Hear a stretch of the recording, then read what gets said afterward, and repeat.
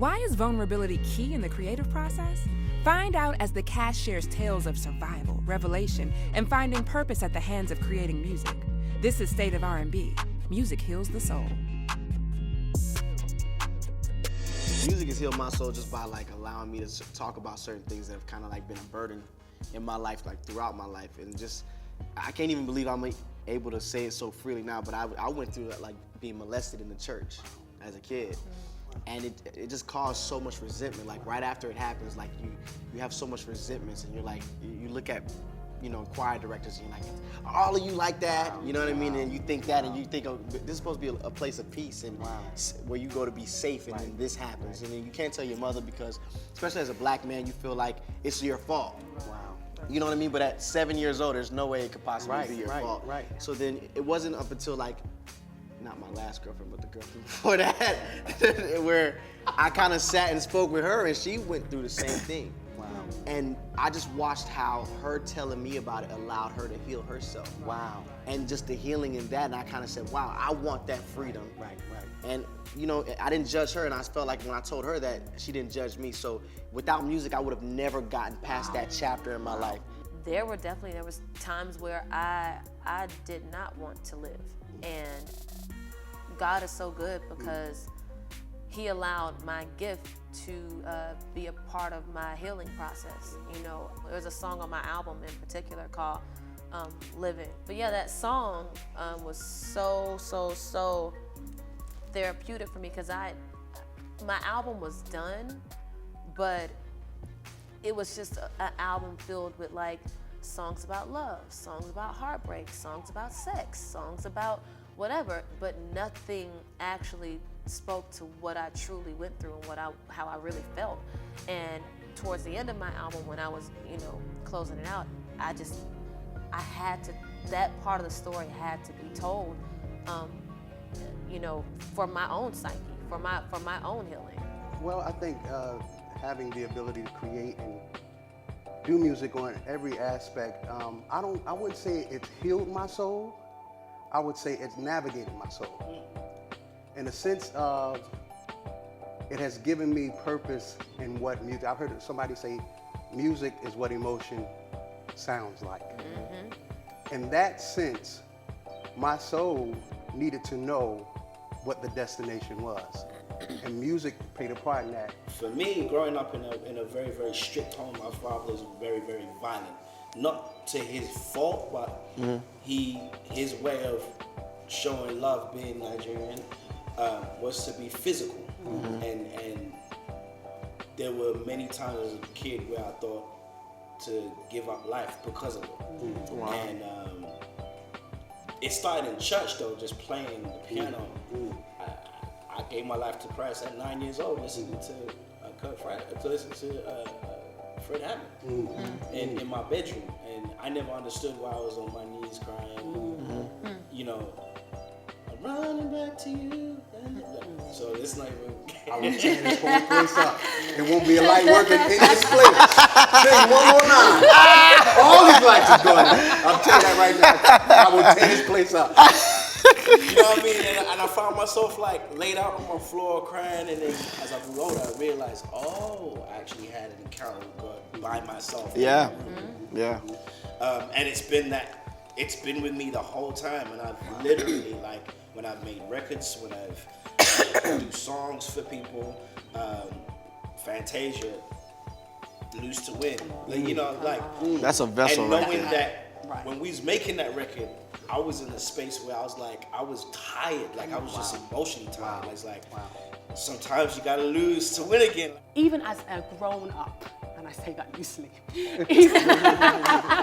even as a grown woman, like Sevyn said, there are so many times when you encounter things that, as much as you know your gifting is your blessing, there are so many responsibilities and so many expectations. I'm not even talking about external expectations. Expectations you put on yourself. Yes, God. God, you've given me so much, and I know I didn't deserve it, but I need to do more for you. I need to do more for my family. There's just so much pressure that you put on yourself. And I remember one time, I was sitting on my bed, and I just literally was like, God, I don't want to disappoint you. I don't want to disappoint myself. Putting so much pressure on myself, but then something said to me, Rach, you're talking like there's no more hope. Where there's life, There is hope. Amen. So then all of a sudden I started humming, and then my new single, a song called Alive, came out. And literally it was the quickest song ever to write. And I mean, I've been writing since I was 15 for like Ministry of Sound, but it was the quickest song ever to write. And I'll just give us the first verse goes, it took some fighting, and I prayed real hard. It took some crying, crying in the dark. My God. It took revival when I was scared to try. Yeah. But finally, I've arrived. Wow, my Lord. It took me loving the unlovable. It took correction and being told. Knowing me and giving my all. Yeah, come on. But I'm still thriving, and I still grow. There was so many elements to that song. You arrived. Right. And we was waiting for you at the door. Yes, yes, My yes. Lord. There was so many parts of that gotta song take up that the as I was offering. writing, and I'm weeping as I'm writing, because I'm like, you know what? It's okay. I'm putting pressure on myself because of my gifting, Right. but I'm showing myself that my gifting, through the grace of God, is my salvation as well. It's the thing Amen that's to bringing me that. to a place of peace. So has music healed my soul?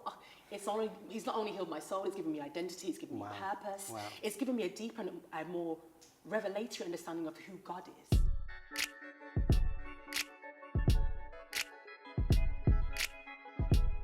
Coming into this industry and finally getting to do my own, people always say songwriter turned artist, and it's like I used to try to help them get it right. I used to be like, no, I was actually like, before I even knew how to write songs, I was putting out independent albums with my dad, you know what I mean? And I fought that for so long, and I felt like, man, like I'm getting like the stigma of like the songwriter thing, and that's not even the real story. Right. But it was a gift that God gave me to control my narrative.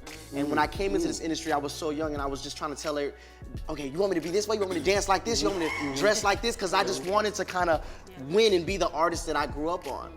And again, it goes back to God saying, I love you for who you are. And I'm trying to help you teach people how to love themselves. Right. And that's only gonna come from how you love yourself. So I just really was like, man, I'm in a position where I can sing what I wanna sing. Let me try this project, because I've tried being who everybody else wanted Elijah Blake to be. And that didn't work. So I'll be damned if y'all don't like me for me. That's right. And I get one chance to live this life. So I said, I'm just gonna do a project with the songs I wanna make, do my riffs and runs and arrangements and harmonies and live instruments. And I just wanna do that for the world, so they can, and then for that to be the first project that I have be in the top 10 of iTunes is mind blowing to me. And again, I think that's every now and then when we're in this fight and we're constantly fighting, we get depleted and we get drained sometimes. And God sends little reminders to be like, well done, but keep going. Don't lean on this, but keep going.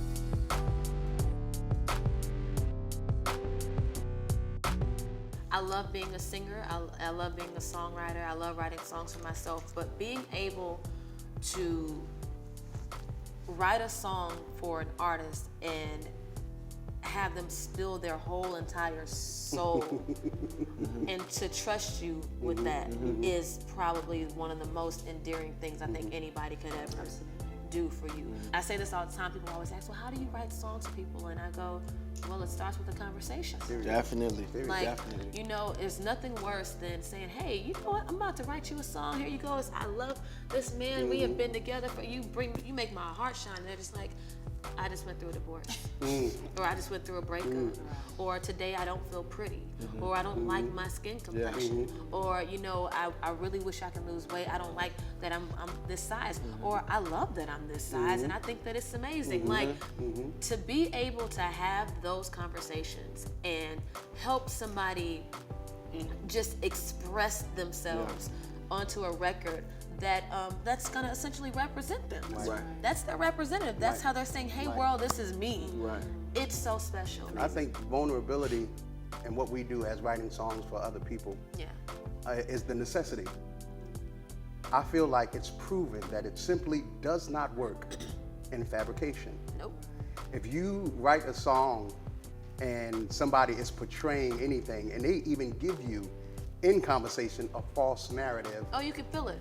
You can feel it. Because they can't even And guess deliver what? it the right We way. ain't the only ones. No, right. Seriously. The consumer consumers can feel it as well. So I think now, in today's time where we're on a fast track for everything and everybody has anything, Yeah. if you're not vulnerable in being able to share who you are in your space and knowing that you're confident enough to even take the criticism, because I don't care what you do. Yeah. You can write a song that say, Jesus, Jesus, Jesus. Are you saying it's Jesus? Like somebody, somebody gonna have something to say. But I'm telling you right now, there is a return on truth. There is a return on truth that cannot be defeated by time and cannot be defeated by man. Yep. So if you don't have vulnerability in your music, I would go as far to say you don't have music. Yeah. Wow.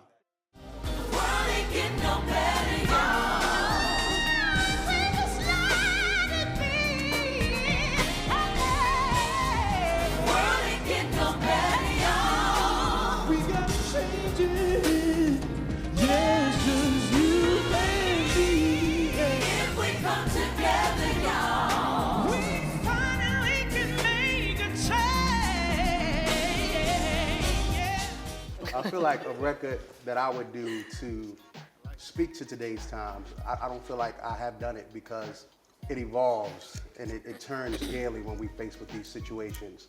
And right now with this great room of people, if I were to do it today, I would write a song called Us. And the concept of the record would be a unified front in our culture. It is a respected culture. Yes. It is a monetized culture. Yeah. It is a very, very, very powerful, strong culture. And in that song, I would, of course, want to amplify unity. And when you amplify unity, that is the red carpet to love. And once people experience love with all of us, and people that look just like them experience the same news headlines that we've all experienced, and that person looks more like us or our sons or our daughters than our counters. I think unity would be the real driving force behind the song, because I believe that there is power in unity. We all want love, but the best way, my father was a bishop, so he would say the best way to reach a soul is through testimony. The best way to show somebody love is by showing them. What I feel like we have to do more. We need more. We need to kind of like be really loud about. And the things we gotta say is we gotta really kind of scream love. Like basically, like you could scream all the political things about it. My message would be love yourself, love your brother, and love others. The Bible says it. It's like love your brother like you would love yourself. And if you love him, you and him should be one. So you're gonna love him like you love yourself. Exactly. And once that line is connected, the rest happens. And so that would be my message. It would be just love. When I start writing, I feel like that's me just having a chance to speak on the things I'm seeing. And there are times when I'll look at society, I'll look at social media, and I will feel sometimes helpless and honestly hopeless, because I'm like, the landscape doesn't seem to be improving. It seems like things are now getting, in a way, worse. And sometimes you can feel hopeless in that. But when I wrote Alive, I remember, again, what came to me was, Rachel, there's life in you. So when there's life in you, there's hope. When there's life in people, there's hope that tomorrow will be better. We know the most valuable place on earth is the grave, but nothing can be done there because it's the end. But from when I have breath, I can do something, whether it be a song, whether it be a conversation I have, something that can change the landscape of society. Where would the world be if Marvin Gaye didn't say what's going on? Yes. Or if Mahalia Jackson wasn't front and center yeah. in every political thing? And the world will easily tell you nowadays, like, you don't belong here, like stick to what you know and do what you know. But it's like you have a responsibility. Yeah. If God can't trust you to use you when he needs you in the position that he puts you in, don't be surprised when you're no longer in that position anymore. That's right. And it might be more important than you think or the world perceives it as, but we have a responsibility to talk about these things. It's just important to shed light on the things that are going wrong, but it's as equally as important to me to shed light on the people who are doing great things, people who are spreading a good message, people who care about our issues. Like, let's also make a record and champion them and celebrate them. That's right.